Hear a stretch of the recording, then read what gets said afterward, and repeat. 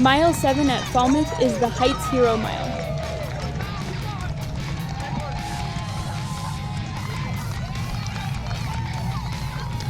And honestly, it feels like the whole race has been setting me up for this one question.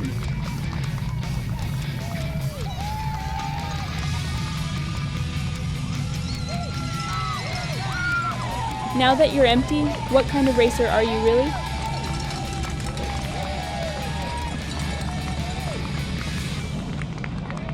We swing out of the harbor and into Falmouth Heights, and the sound hits before the hill does.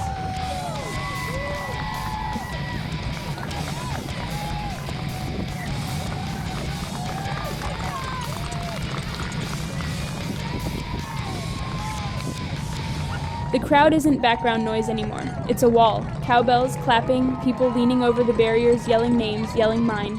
But the course does not care. The road tilts up again, steeper than feels fair after 6 miles.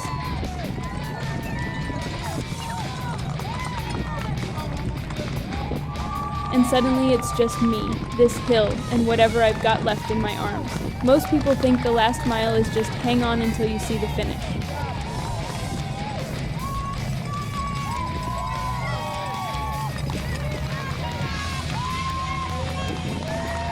Mile 7 at Falmouth is different. It's this short, steep, totally honest character climb where you cannot hide how tired you are.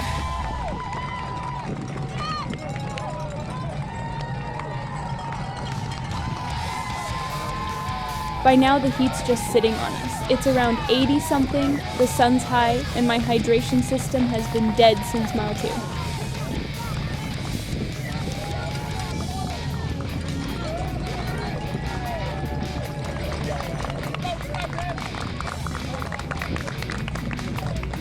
So, yeah, 6 miles, no water, my arms feel cooked, my hands hurt in the gloves, my throat is sandpaper, and every signal in my body is screaming, just get through this, don't worry about how.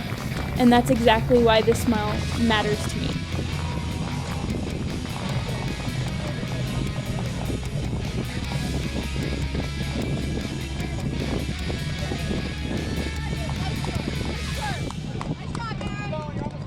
At the bottom of the hill, I give myself one rule. Don't make this climb about comfort. Make it about truth. I shorten my pushes, quick, sharp strokes instead of long, sloppy ones.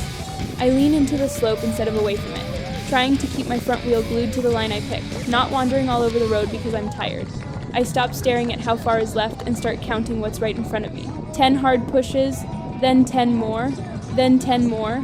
And the funny thing about going uphill in a racing chair, the slower you go, the louder the crowd gets. All of a sudden, I can hear actual words, not just noise. Come on, Mary. You've got this. Dig, dig, dig.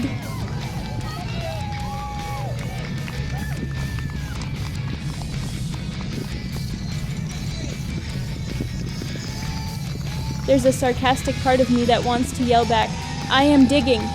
But underneath that, there's this quieter voice that goes, they believe in you. Borrow that.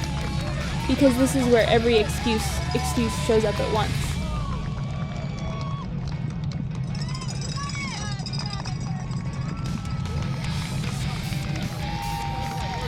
You've already done so much in this heat. No one would blame you for easing up.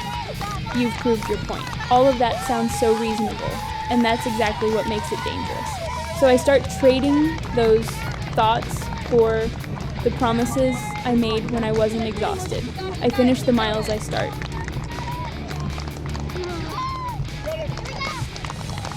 I climb with whatever I have, even if it's not pretty.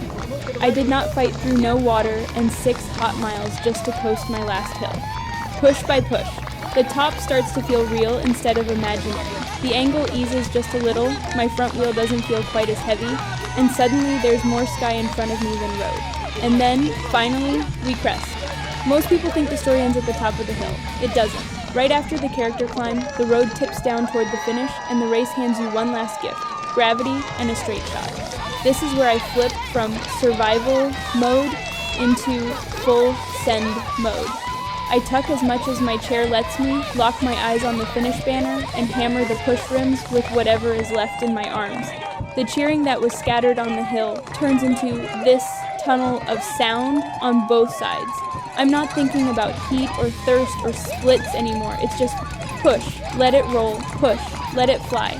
Flags are snapping in the breeze, the announcers calling out finishers. The beach is just streaks in my peripheral vision. For a few seconds, the pain gets drowned out by speed and noise and this feeling of, oh, this is why I do this. And then, line. My front wheel crosses, my chip beeps, and the whole 7 Mile story collapses into one moment in my head. Woods Hole wake up, no water lock-in, out of the woods, ocean rhythm, beachline rhythm, harbor switchbacks. And finally, this Heights Hero Mile. I'm exhausted and totally empty. But the thing that hits me hardest isn't my time, it's this. Falmouth wasn't just testing how fast I could go, it was testing whether I would stay the racer I promised myself I'd be when things got ugly. Not just a racer who survives, a racer who races.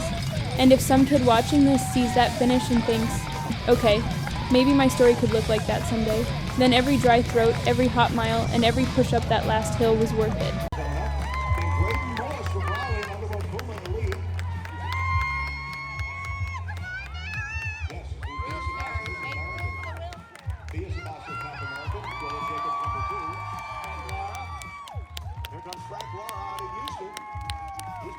Second place here at the Falmouth Road Race. MacDonald in the wheelchair just in the race.